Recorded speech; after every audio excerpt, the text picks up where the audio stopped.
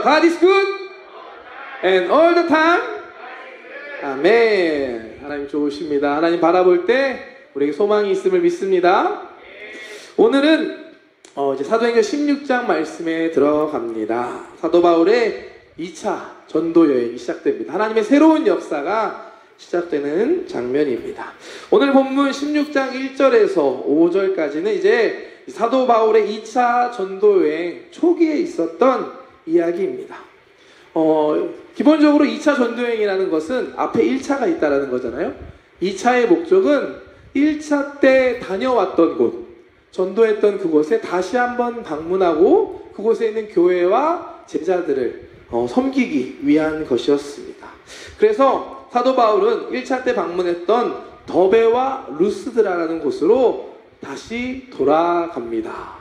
더베와 루스드라 기억하시나요? 어떤 일이 여기에 있었죠? 사도 바울이 루스드라에서 돌에 맞아서 죽었다. 살아난 곳이 바로 이 루스드라라는 지역이었습니다. 네, 그런 일이 있었던 것 같죠? 기억하죠, 여러분? 네, 감사합니다.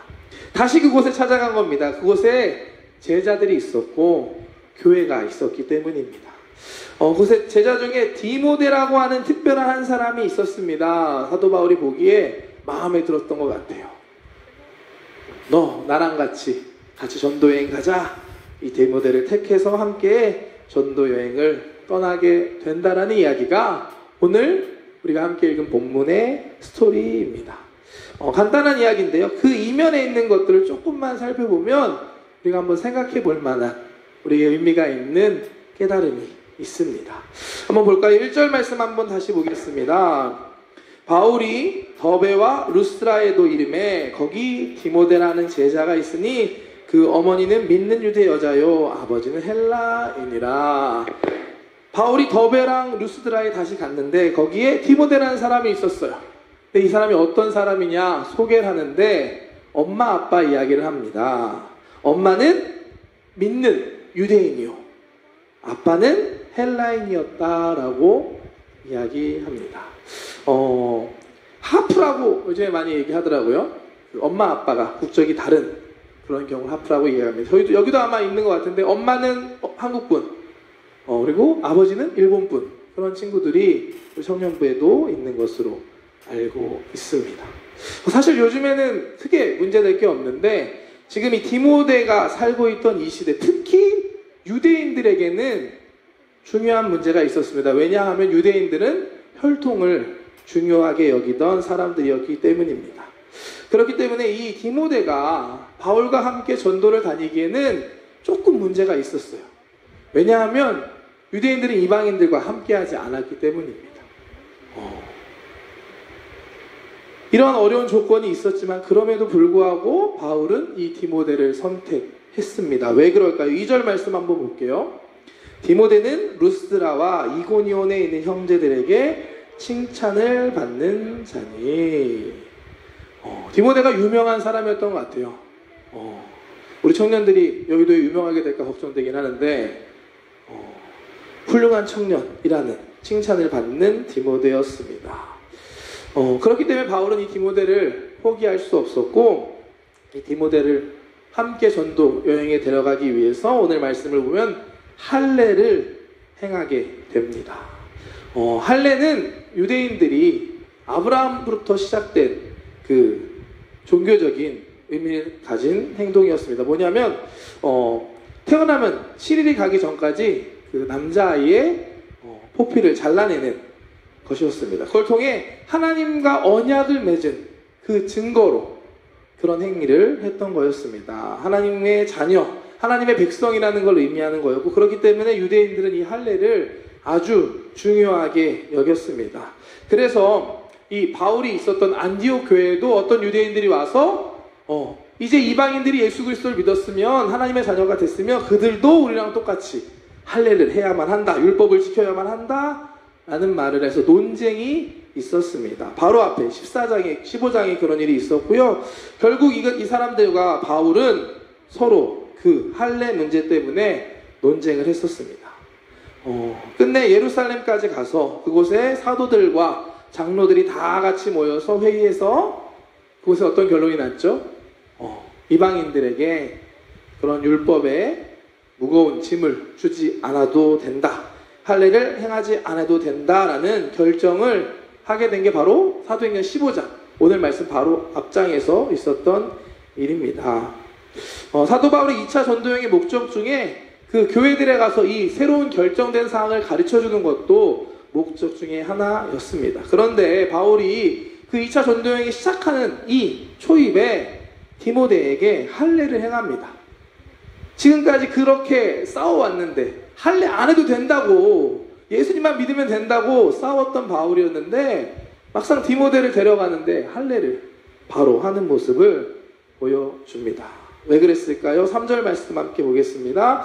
바울이 그를 데리고 떠나고자 할새 그 지역에 있는 유대인으로 말미암아 그를 데려다가 할례를 행하니 이는 그 사람들이 그의 아버지는 헬라인인 줄 다 알미더라. 그 지역에 있는 유대인으로 말미암아, 그 지역에 있는 유대인, 바울이 복음을 전해야 할 유대인들 때문에 바울은 할례를 행했던 것입니다. 바울의 마음이 조금 이해가 되시나요? 원래는 이 할례 같은 거 필요 없다, 예수님만 잘 믿으면 된다라는 믿음을 갖고 있던 바울이었지만 그 지역에 있는 유대인들에게 복음을 전하기 위해, 그들과 함께하기 위해서는 그 할례하는 것을 행했던 바울이었습니다. 원래 잘 타협하지 않았고 자기가 믿는 그 소신을 지키던 바울이었지만 지금 자기가 갖고 있던 믿음과 다른 행동을 하고 있는 것입니다. 왜 이렇게 했을까요? 그것은 바울에게 더 중요한 것이 있었기 때문입니다. 그거는 다른 것이 아니라 예수 그리스도의 복음을 전하는 것이었습니다. 그것 때문에 바울은 이 복음을 전하는 데 있어서 방해가 되는 것은 무엇이든지 포기할 수 있었고 그 방해되는 것들 찾아냈던 것입니다. 그래서 그동안 자기가 주장하고 싸웠던 그 할례까지도 내려놓고 이 디모데에게 할례를 행했던 것입니다. 진짜 더 중요한 것이 무엇인지 알았기 때문에 다른 것을 포기했던 바울이었습니다. 바울의 마음을 이해할 수 있는 말씀이 고린도전서 9장에 있는데 함께 보겠습니다. 좀 긴데요, 천천히 함께 읽겠습니다. 내가 모든 사람에게서 자유로우나 스스로 모든 사람에게 종이 된 것은 더 많은 사람을 얻고자 함이라.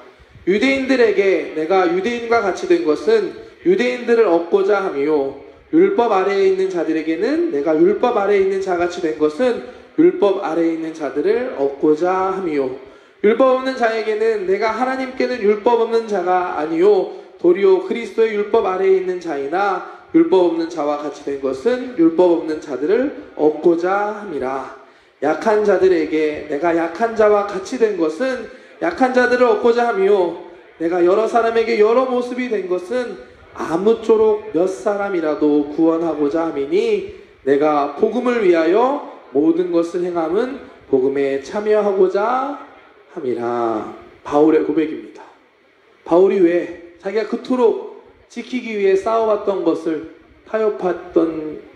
했는지 그 이유가 여기에 담겨져 있습니다.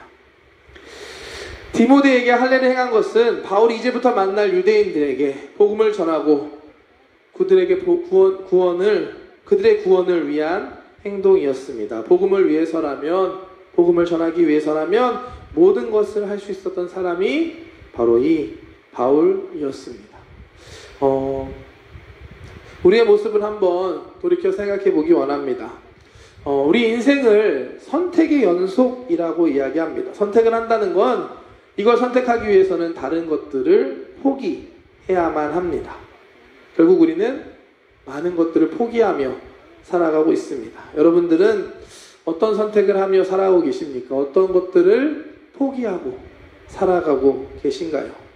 바울과 같이 정말로 중요한 것, 예수 그리스도의 복음을 전하는 평생의 사명을 갖고 그것들을 위해 다른 것을 포기하며 살아가는 삶, 그와 같은 삶을 살 수 있는 저와 여러분들 되시기를 주님의 이름으로 축복합니다. 아멘. 말씀을 준비하면서 저도 많이 찔리더라고요.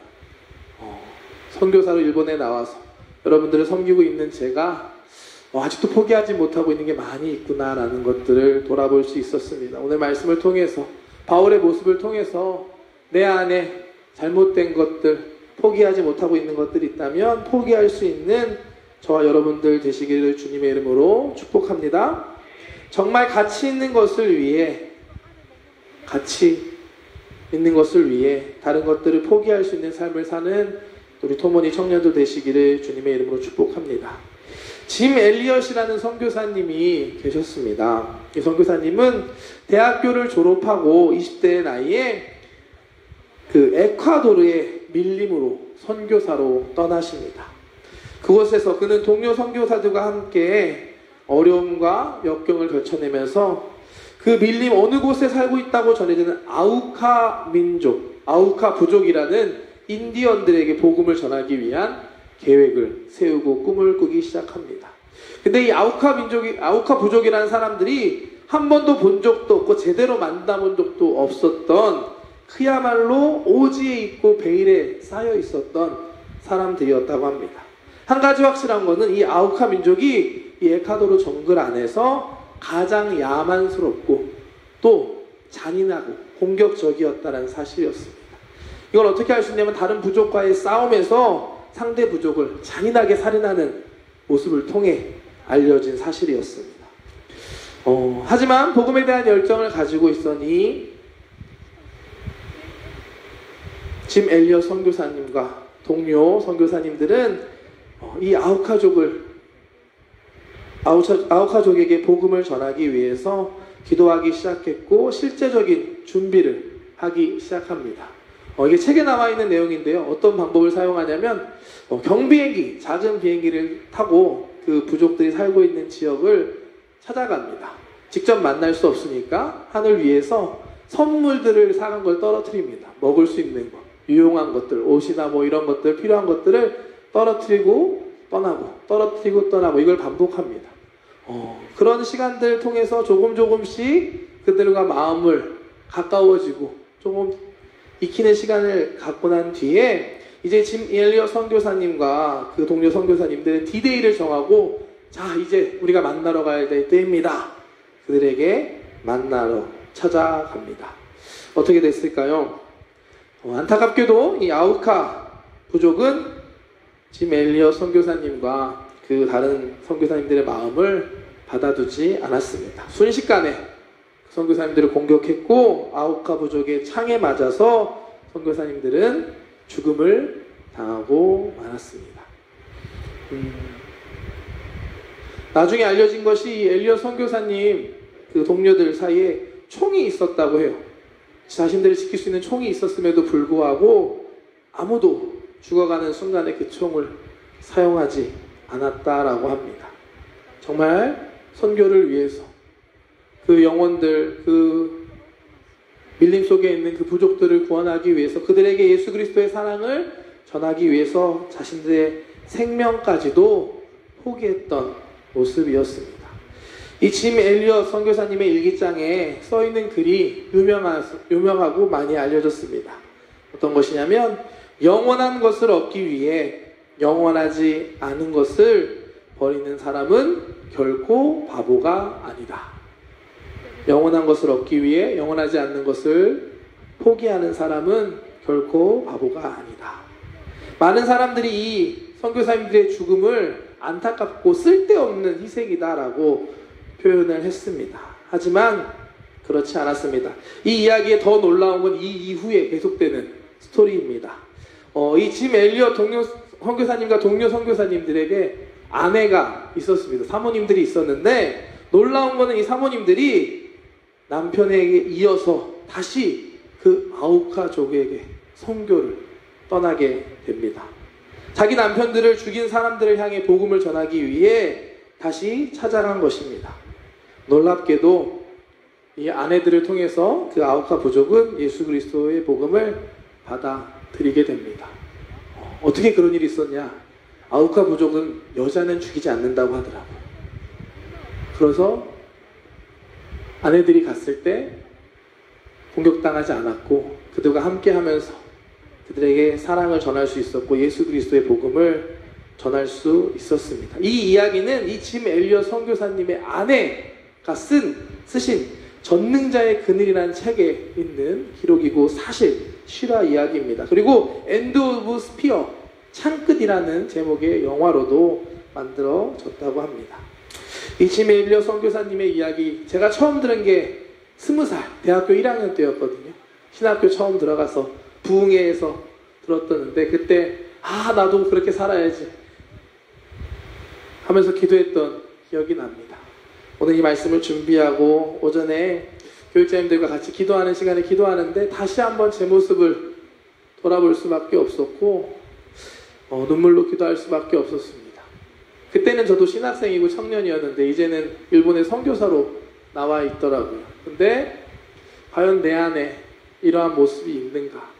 영혼을 구원하기 위한 헌신하는 모습과 포기하는 모습이 내 안에 있는가라는 걸 다시 돌이켜 볼 수 있었습니다. 오늘 말씀 보면 바울은 정말 그곳에 있는 유대인들에게 복음을 전하기 위해서 자기가 그동안 지켜왔었던 것들도 포기합니다. 짐 엘리엇 선교사님은 그 오지에 있는 그 원주민 부족들을 구원하기 위해서 자기 생명까지 바쳐서 그 사명의 길을 감당했습니다. 물론 여러분들 우리가 다 같이 짐 엘리엇 선교사님처럼 목숨 걸고 나갑시다 이런 얘기를 하는 게 아닙니다. 하지만 우리가 정말 하나님의 자녀로서 예수님을 믿는 자녀로서 살아갈 때 우리의 삶에 정말 하나님이 주신 사명을 위한 거룩한 포기가 있어야 할 줄 믿습니다. 리더로서 또한 하나님을 믿는 청년으로서 살아가기 위해서 포기해야 할 그것들을 다시 한번 생각해 볼 수 있는 오늘 이 예배하는 시간 되시기를 주님의 이름으로 축복합니다. 이후에 바울과 디모데는 함께 여러 성을 돌아다니며 이 예루살렘에 결정된 규례들을 전하고 또 그곳에 있는 교회들을 섬깁니다. 4절과 5절 말씀 보겠습니다. 여러 성으로 다녀갈 때 예루살렘에 있는 사도와 장로들이 작정한 규례를 그들에게 주어 지키게 하니 이에 여러 교회가 믿음이 더 굳건해지고 수가 날마다 늘어가니라. 아멘. 바울과 디모데의 전도를 통해서 교회의 믿음이 굳건해지고 믿는 사람의 수가 날마다 늘어나는 놀라운 하나님의 역사가 나타납니다. 바울이 자신의 것을 포기했을 때 내가 지켜왔던 가치관, 포기할 수 없었던 것들을 정말 하나님의 나라를 위해 복음을 위해 포기하며 내려놨을 때 그의 사역을 통해 많은 열매가 맺히게 되었습니다. 우리가 포기할 때 얻을 수 있는 것이 있습니다. 물론 이게 잘못된 걸 포기해서는 안 되겠죠. 정말 중요한 것, 영원한 것을 위한 거룩한 포기를 통해 하나님께서 여러분들 삶 가운데 놀라운 일을 이루실 줄 믿습니다. 바울과 같이 짐 엘리엇 선교사님과 같이 우리의 삶에 이와 같은 거룩한 모습들, 거룩한 포기가 있고 그 포기를 통해 하나님의 사명을 감당하며 우리의 삶 가운데 많은 열매를 맺는 귀한 청년들, 저와 여러분들 되시기를 주님의 이름으로 축복합니다.